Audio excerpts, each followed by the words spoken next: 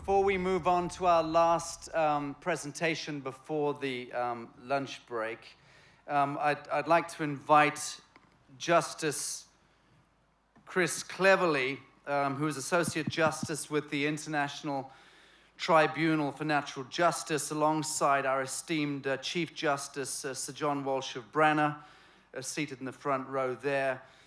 We won't be hearing from you, Chief Justice. You're here to enjoy the show and relax, but your very venerable colleague, Justice Cleverly, will say a few words, having listened into this morning's session. Thank you, Justice.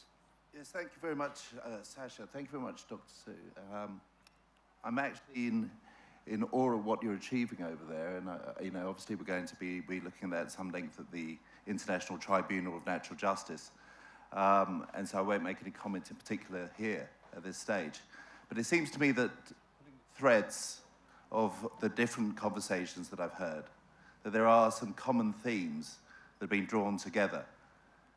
There's a common action against those people who wish to speak out about what seems to be the unwinnable war against nature, as you've referred to it.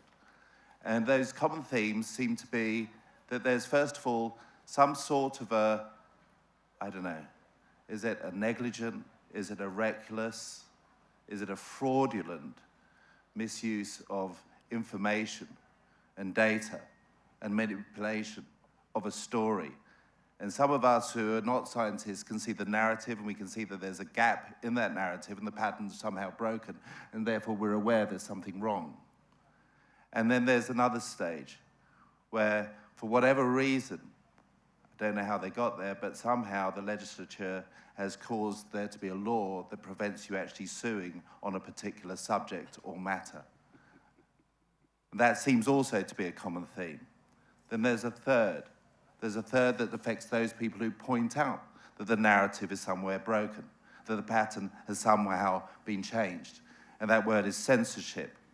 And that comes to the point that Sasha made earlier about the dream spell of media.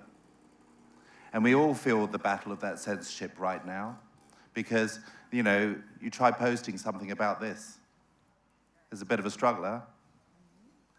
Now, the fourth point is there's an inability for them to admit that maybe something's wrong, because they all know something's wrong, right? They don't even want to be there.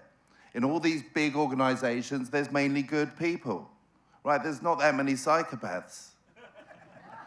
That's why they're on the end of the spectrum. So those good people are then forced into this position where they become the priesthood of some sort of an organization, where they have to keep the sanctity of something they no longer believe. And it's those people that we perhaps should be looking to help them in some way free themselves from not only the dream spell of the media, but the deception that they've been forced to build. And then there's probably a fifth stage, where this desensitization has a continuing issue with the way that we as societies, communities develop. We become hardened to these changes. We accept ever more and more evil done to us, and to the point at which we've forgotten what it was like before the unwinnable war against nature.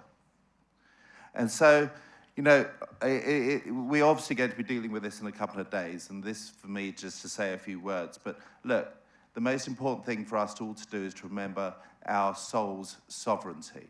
That's the number one thing that we've got to do, And the other thing as well is that there are not just crimes against humanity. In the last century, not even a century, we've sort of accepted that there's crimes against humanity. But there's also crimes against sentience. And there's also ecocide.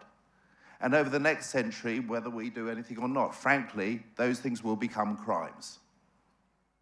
And we've got to look and prepare how we're going to develop those laws and how we're going to bring those laws into being. Because that's the next big stage in this development, is laws that sit outside centralized governments, laws which sit outside centralized nationhoods, laws that sit through natural justice.